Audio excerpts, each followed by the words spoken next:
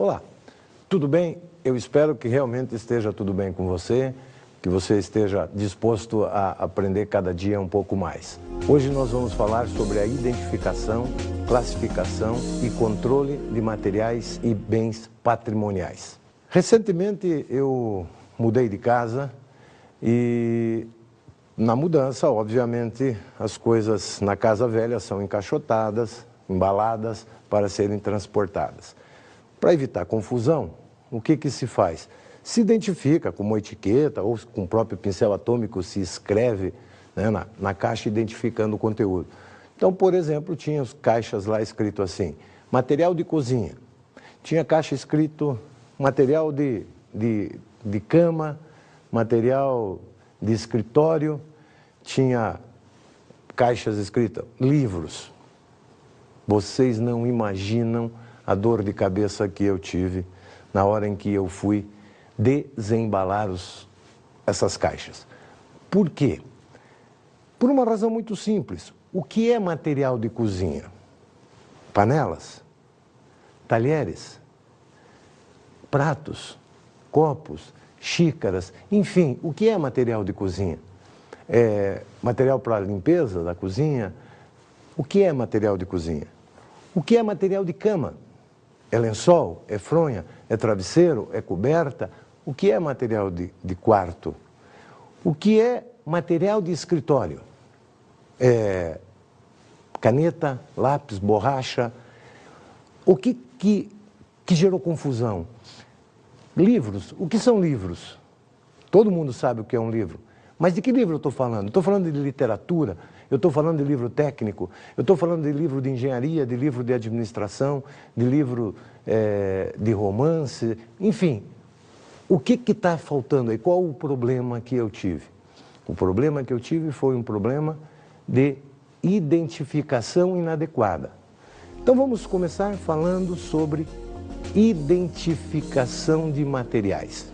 Quando a gente fala em identificação de materiais, na verdade, eu preciso melhorar um pouquinho aquele problema que eu tive na hora de desembalar as minhas caixas. Por quê? Porque simplesmente eu tinha lá livros. Ok, isto é um nome extremamente genérico, um nome básico. Livros. Ok, eu já sei que livro não é a mesma coisa que prato, não é a mesma coisa que carro, não é a mesma coisa que uma mesa, enfim, é livro. Ok, já sei que livro não vai ficar no quarto ou no banheiro. Eu sei que livro vai ficar num escritório ou numa biblioteca. Isto é um nome básico. Porém, como eu disse, livros existem montes. Existem livros de medicina, de engenharia, de administração, de psicologia, de pedagogia. Eu preciso ter um livro um pouco mais detalhado, essa expressão livro. Eu preciso agregar a ele algo que o modifique, que diferencie dos demais. Então eu preciso agregar a ele um nome modificador. Livros de administração. Então eu tenho um nome básico, livros, e um nome modificador, administração. Muito bem, já melhorou e muito. Na minha casa mesmo, eu sou administrador, minha esposa é economista, minha filha é publicitária, meu filho é cientista da computação, então temos muitos livros em casa, e livros de áreas diferentes. Então, quando eu coloco livros de administração, eu já sei que aqueles livros são os livros do meu interesse. Porém, administração, mesmo na administração, eu preciso ainda diferenciar. Por quê? Porque eu tenho livros. Posso ter livros de sociologia que são usados na administração, eu posso ter livros de psicologia, de estatística, de economia mesmo, de direito, de diferentes disciplinas que são utilizadas na administração. E na própria administração eu vou ter o quê? Administração de recursos humanos, administração da produção, administração de materiais, administração de marketing. Enfim, eu tenho as especialidades dentro da administração. Portanto, eu preciso de alguma característica complementar que vá fazer a diferença. O que são essas características complementares? Então, por exemplo, livro de administração de materiais. Ótimo, maravilha. Com isso, eu tenho o quê? Um padrão de identificação. O que serve um padrão? Voltando ao exemplo das minhas caixas, então digamos que eu tenho lá, na primeira caixa, na caixa número 1, lá eu tenho livros de administração de materiais. Eu sei que aqueles livros são específicos da disciplina administração de materiais. Vou ter uma outra caixa com livros de administração da produção. E isto vai facilitar, vou ter uma caixa com livros de administração de marketing e assim por diante. Isso tudo vai permitir que eu, agregando nome básico, um nome modificador, com características complementares, vão compor aquilo que nós chamamos em administração de materiais de PDM. O que é um PDM? É um padrão de descrição de materiais. Ou seja, no planejamento da administração de materiais, eu preciso definir algumas regras, algumas normas que servem para padronizar a descrição dos materiais que serão utilizados na administração. Quando eu tenho única e exclusivamente o nome básico mais o nome modificador, eu tenho aquilo que a gente vai chamar tecnicamente de nome padronizado. Voltando ao nosso exemplo, livros de administração. Esse seria um nome padronizado. Agregando a este nome padronizado as características complementares, materiais, então eu terei livros de administração de materiais, livros de administração da produção, livros de psicologia geral. O que eu fiz? Eu agreguei algumas características complementares. Portanto, o meu padrão de descrição de materiais tem uma finalidade fundamental para o gerenciamento dos materiais. Ele serve para facilitar a classificação dos materiais. A ideia de eu identificar adequadamente os materiais, de eu colocá-los corretamente, dar nomes adequados, serve para que eu possa classificar corretamente os materiais. Vamos então falar um pouquinho da classificação de materiais. O que é classificar materiais? A classificação de materiais tem uma finalidade muito importante, que é criar algum critério, estabelecer alguma forma para que eu possa agrupar coisas semelhantes juntas. Exemplo, materiais de cozinha. Eu sei que todos aqueles materiais, dando um exemplo ainda da minha mudança, que todos aqueles materiais que eu utilizo na cozinha, eles devem estar agrupados aonde? Na cozinha. Materiais de copa são materiais que devem estar alocados, agrupados na copa. Materiais de sala são materiais que eu vou colocar na sala. Materiais de cama, vou colocar no quarto. Materiais de banho, vou colocar no banheiro. E assim por diante, quer dizer, sucessivamente. A lógica qual que é? Eu estou organizando a minha casa. Se você parar para pensar, você tem diferentes tipos de materiais dentro da sua casa.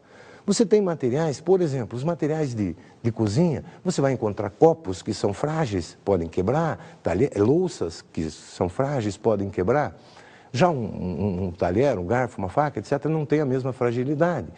Então, o que isso quer dizer? Eu agrupo os materiais porque eles podem apresentar diferentes configurações e esta classificação vai servir para que eu ordene esses materiais e essas classificações podem ser feitas de diferentes formas, pelo uso do material, pela fragilidade que ele pode ter, pela periculosidade, pelo custo, pela dificuldade de adquirir, enfim, existem diferentes finalidades pelas quais eu posso agrupar um material.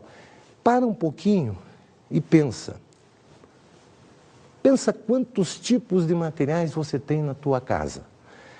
E ao longo do tempo, quantas coisas você foi juntando, né? Essas coisas você, na hora em que você precisa ordenar, que você precisa agrupar, você agrupa de que forma? Você coloca livro junto com material de limpeza? Você coloca material de limpeza junto com, sei lá, com CD, DVD? Me parece que não, né? Porque senão as pessoas vão chegar na tua casa e vão dizer, puxa, que bagunça. A mesma coisa acontece nas empresas. Agora, o que acontece? Por que nas empresas a gente faz essas classificações? A gente faz essas classificações, primeiro, para agrupar os materiais. Segundo, para definir o grau de controle, de cuidado, os critérios que eu vou precisar ter para gerenciar estes materiais. Então, algumas das classificações mais comuns nas empresas são a dificuldade de aquisição. Quer dizer, se um produto, se um material é mais difícil de adquirir ou menos difícil de adquirir. Exemplo, comprar papel higiênico. Essa é uma coisa extremamente fácil. Esse é um material que vai ser classificado certamente como um material de fácil aquisição. Agora, quando eu preciso comprar uma matéria-prima importada, por exemplo, deixa eu falar uma palavra nova, bonita para vocês. Polivinilpirrolidona iodo. Bonita essa palavra, né? A abreviatura dela, a sigla dela é PVPI. O que é o polivinilpirrolidona iodo? É aquele curativinho que você compra, que fica marronzinho assim na mão e que não arde, não dói, não sei o quê. É o PVPI.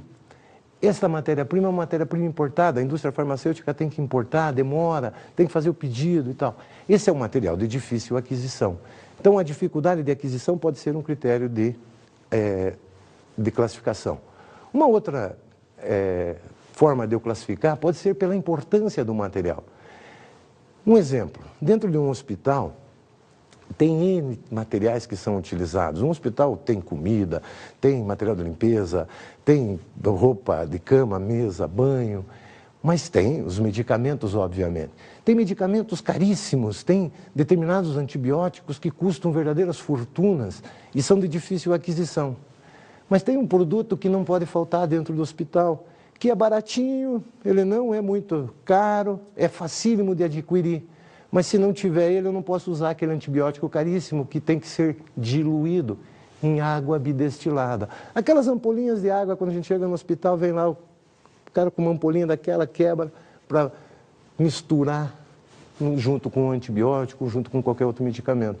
É um material classificado pela sua importância. É um material essencial para a operação dentro de um hospital, por exemplo.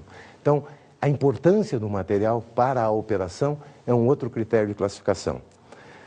Claro, eu não posso esquecer que eu tenho que classificar também os materiais em função